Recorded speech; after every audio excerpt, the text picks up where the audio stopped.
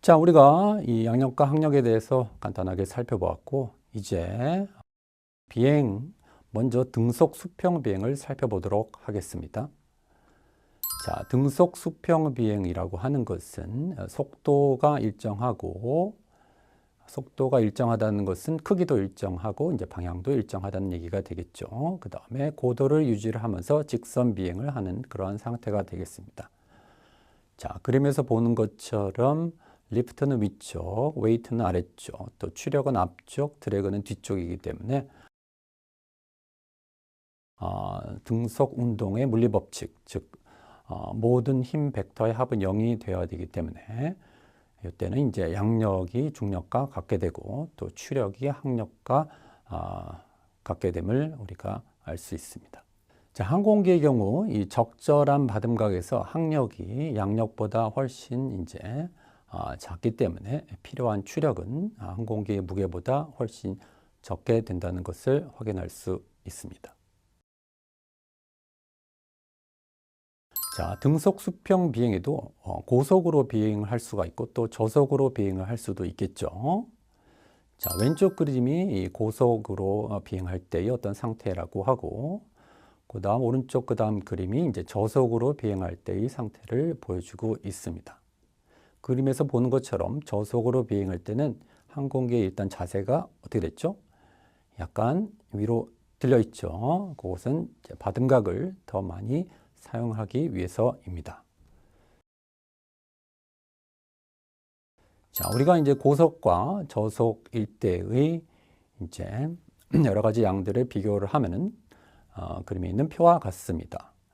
즉, 받음각은 고속이기 때문에 양력 개수가 작아도 되니까 받음각이 작고, 저속일 때는 받음각을 많이 써서 양력 개수를 크게 이제 이용을 해야 되겠죠.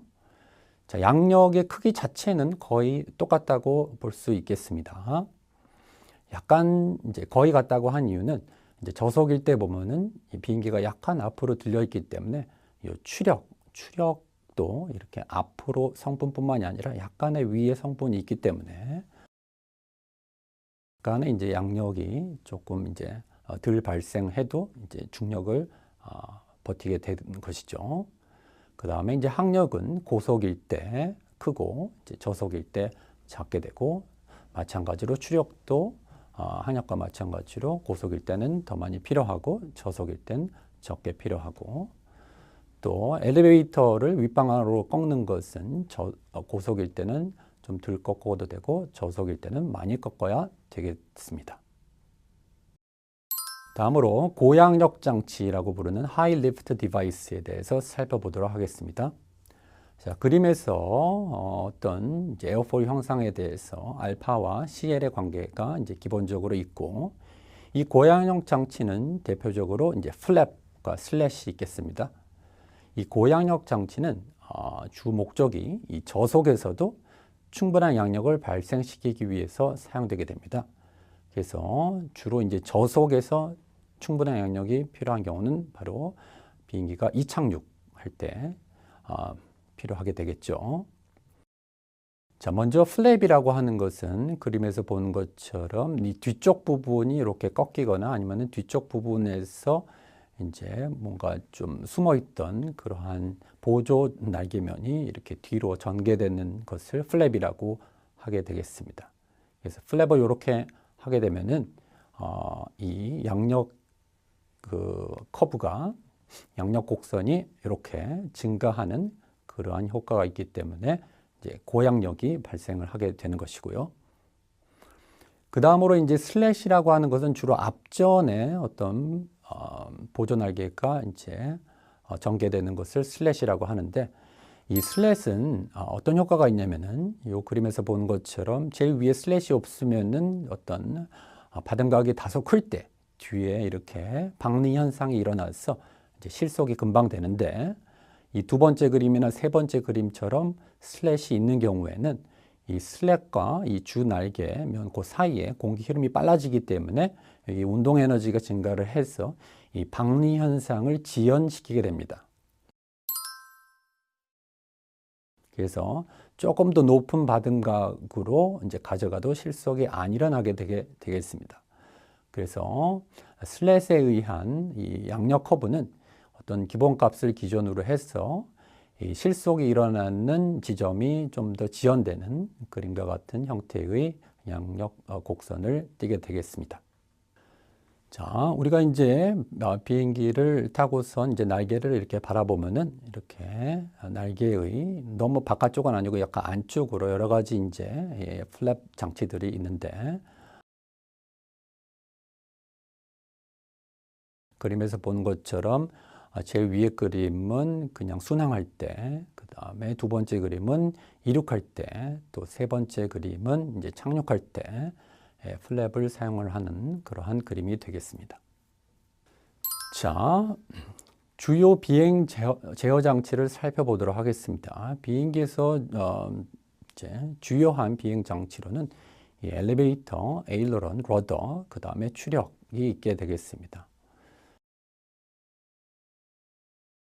자, 엘리베이터는 수평꼬리 날개 뒤에 붙은 플랩1 말하는 것이고, 에일러런은 양날개 끝에 있는 그러한 장치이고, 러더는 수직꼬리 날개가 되겠습니다. 이러한 것은 우리가 앞에서 살펴본 것처럼 어떤 조정면 뒷부분을 꺾으면은 더 많은 양력이 생기기 때문에 그런 원리를 이용을 하는 것이죠. 자, 그래서 이제 엘리베이터는 주로 이 항공기의 피치 자세를 변화시켜 바등각을 조절을 하게 됩니다. 피치라고 하는 것은 그림에서 보는 것처럼 항공기의 기수가 위아래로 이렇게 움직이는 것을 피치 모션이라고 합니다. 자, 에일러론이라고 하는 것은 에일러론은 보통 이제 오른쪽 왼쪽 끝에 있어 가지고 한쪽은 위로 꺾으면은 다른 쪽은 아래로 꺾는 그러한 반대 방향으로 작용을 하게 됩니다. 이것은 항공기의 롤 자세를 변화시키게 되겠습니다. 그래서 에일러론을 사용을 해서 항공기를 이렇게 날개를 기울고 그것을 이용을 해서 비행기를 선회시키게 되겠습니다. 자, 러더는 수직꼬리 날개에 있고 이 자세를 변화시키게 되고 이는 지상 활주나 선회 초기에 주로 사용되게 되겠습니다. 또 마지막으로 추력을 이용을 해서는 속도 또는 이 고도를 변화시키는데 사용되게 되겠습니다. 자, 그러면은 항공기가 이제 선회를 할 때 자동차와 달리 몸체 전체를 기울여서 선회를 하게 되죠. 그 메커니즘에 대해서 살펴보도록 하겠습니다. 그림에서 보는 것처럼 추력 T, 또 항력 T, 그 다음에 중력 W, 그 다음에 양력 L이 지금 나타나 있고 지금 비행기가 이 파이 각만큼 기울어져 있기 때문에 이 양력 벡터가 이렇게 기울어진 것을 볼 수 있습니다. 자, 우리가 먼저 이 추력과 항력은 서로 크기는 같고 방향은 정반대여서 서로 상쇄된다고 가정을 하면은 나머지 힘은 이렇게 되고 우리가 이제 여기 리프트 L을 양력을 이 수평 성분과 수직 성분으로 나누어서 생각할 수가 있겠죠. 그래서 수평 성분은 L 곱하기 사인 그 다음에 수직 성분은 L 곱하기 코사인이 돼서 그래서 이제 수직 성분 L 곱하기 코사인 이 롤각한 것이 이제 W랑 같게 만들면은 이것도 둘이 상쇄돼서 결국 남는 힘들을 다 더했을 때 이제 남는 힘은 바로 빨간색으로 표시된 수평 방향의 힘이 되겠습니다. 이것이 바로 구심력이 되겠죠. 그래서 이 힘을 이용을 해서 선회를 하게 되겠습니다. 그래서 구심력 L 곱하기 사인 롤각, 그렇죠? 이것은 우리 예전에 배운 질량 곱하기 가속도는 구심 가속도는 R분의 V제곱 이렇게도 표시를 할 수 있게 되겠습니다.